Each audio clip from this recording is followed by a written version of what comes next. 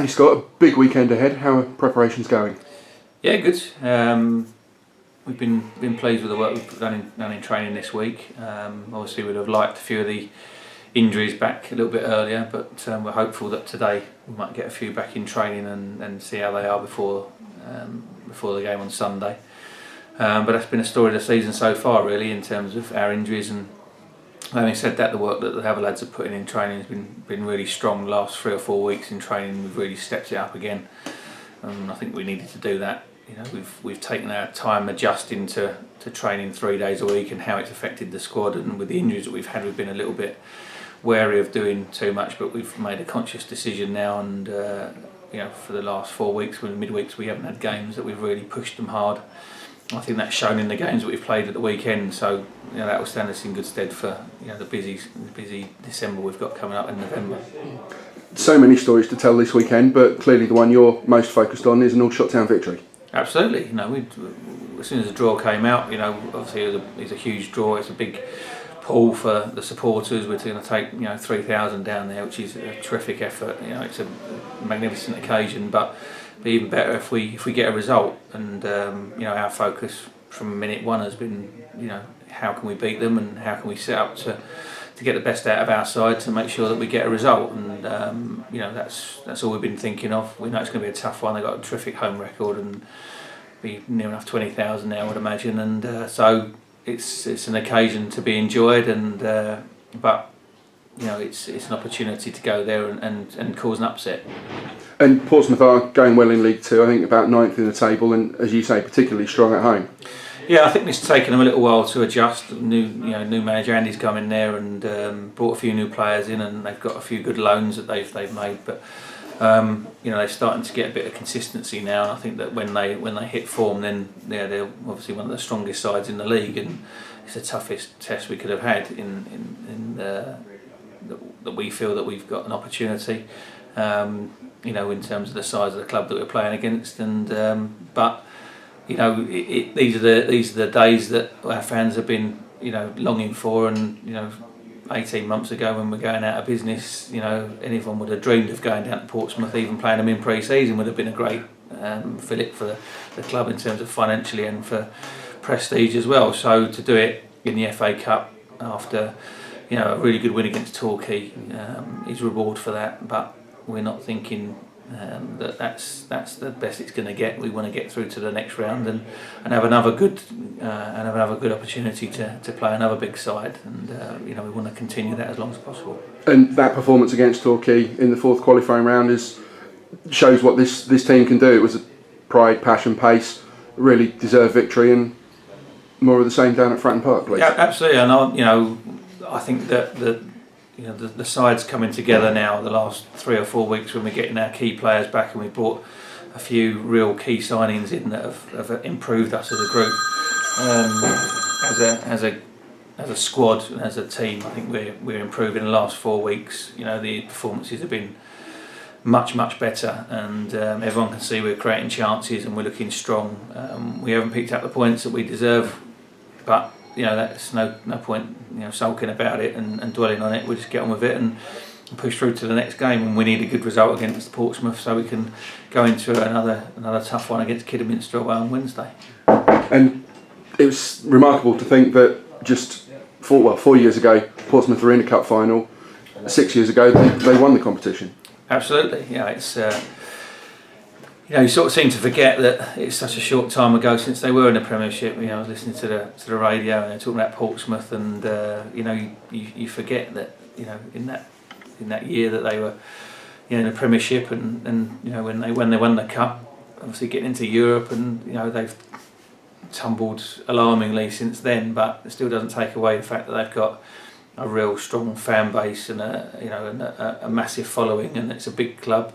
And any team that gets in the Premiership over recent years is a big club, and to be playing their trade in League Two is obviously tough for them. But they won't be looking forward for us coming and playing them, because financially for them and opportunity to get through to the next round is something that they want to take and grab with both hands. But they'll be fighting tooth and nail with us to make sure that they get through. And we need to make sure that we do the same and do ourselves justice.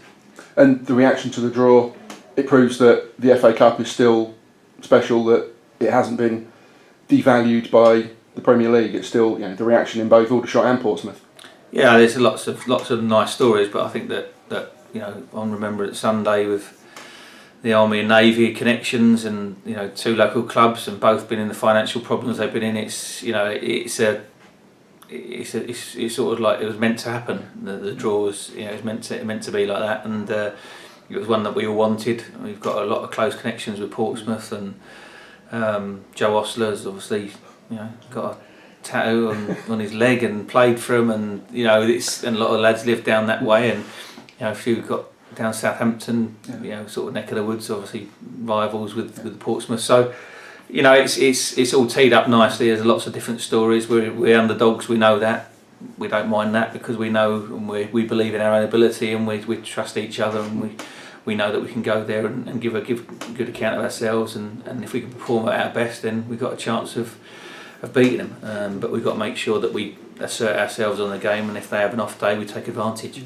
And as you said, it's a day to enjoy, but there's a game to be won as well, and that's got to be the main focus. Yeah, I think it's important that people can make a big thing about it and say big loads of fans there and how you're going to cope with it. It is to enjoy it. You've got to make the most of it. These opportunities don't come around too often, especially for clubs at our level, to play in front of 20,000 fans. That's something to enjoy. That's why you're a footballer. That's why you play the game, because you want to play in the big games. And I think if you embrace it and look forward to it and express yourself and look to show people what a good player you are within the team framework, and that's the key.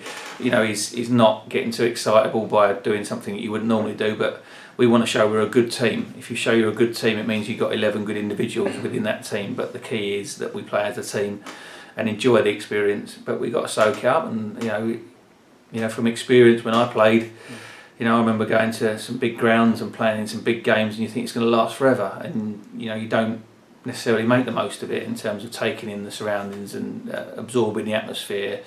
But they're memories that you can create, and you want to create more memories because you do have those memories of how good it is and how good it feels. And that's going to be the message: is that I want them to soak it up. I want them to go out there. I want them to make the most of the opportunity, because you don't know how often they come around. But once you know what it feels like, you want more of it, and that's the incentive to go and do it again and again and again. But Aldershot have got some players who are used to those big occasions. Thinking Glenn Wilson went to Old Trafford with Crawley, players who played in playoff semi-finals, playoff finals at Old Trafford again.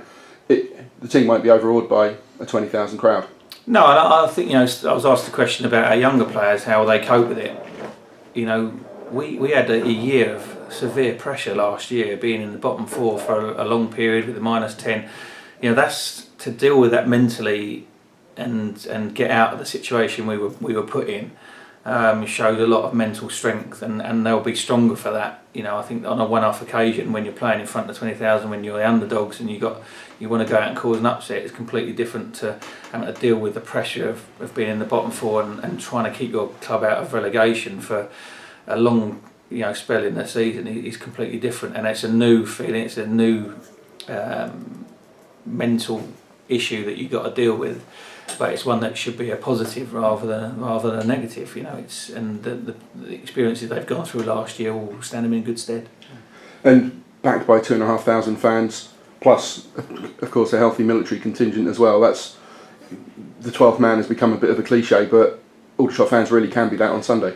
Well, this club never ceases to amaze me. Really, that when you're needed, they're there, and when they're not, when you sort of people pass them by, they're still there. They turn out in their droves. They support us with thick and thin. We've had some poor performances. They've still come week in, week out. We've had good performances. They're always there. The following we had at Woking showed what a big club we are and what a fantastic following we've got. And it's credit to everybody that they've, come on board and they follow us with the passion that they have, and this is reward for them as well as anyone else. The fact that players get the opportunity to play on the pitch and the directors get a chance to go to the club, and financially for the club it's a big opportunity, but it's a chance for the fans to go in their numbers and enjoy the experience of going to a big club like Portsmouth and enjoying the day and seeing their team, who were nearly out of business, not so long ago, playing, on a big occasion, and that's the reward that they've got, and we're delighted that they've snapped up all the tickets. And I think that we're going to try and ask for some more tickets from what I've heard, and try and get some more people down there, because that's the demand that there is for it, and that shows that if we can harness that and build on that and grasp all those fans that want to come and watch us down there, that we can build the attendances here, which is obviously going to be key for us moving forward for this year and for next year, and trying to get into the playoffs and sustain a push for promotion. And you're hoping that a couple of those walking wounded players will be back before Sunday, and some welcome unexpected news that Mark Phillips may also be involved. Yeah, we've kept in touch with Mark since he had his injury. He came to the Dartford game after, and he was pretty confident. The diagnosis was 3 to 4 weeks, and he said it's going to be 3. So he was adamant from the start that he wanted to be back as soon as possible. He knew that his injury wasn't as bad as the other time he sort of fractured a metatarsal. He's been running for a week. He's trained with Wimbledon a couple of times now, and we've been in touch with him regularly on a daily basis over the last 10 days, and been kept up to speed. And he feels that he's fine. Fitness is okay. He's done a lot of running and worked very, very hard.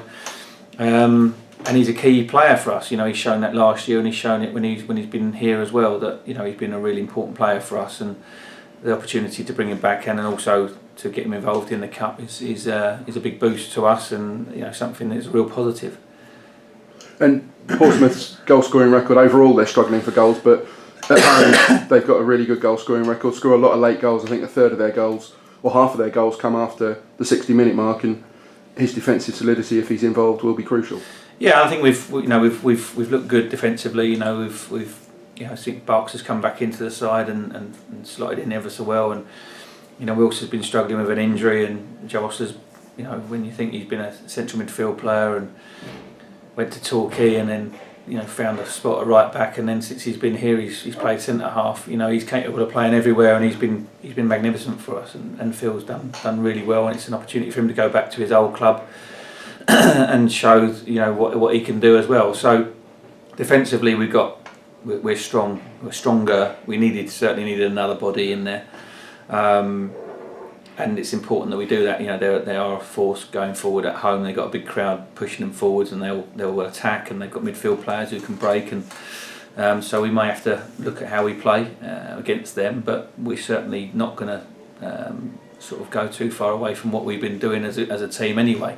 It's just the personnel and how we do it. Obviously, missing Josh has been a blow, and if he's not fit, then we're going to have to look at how we've been playing.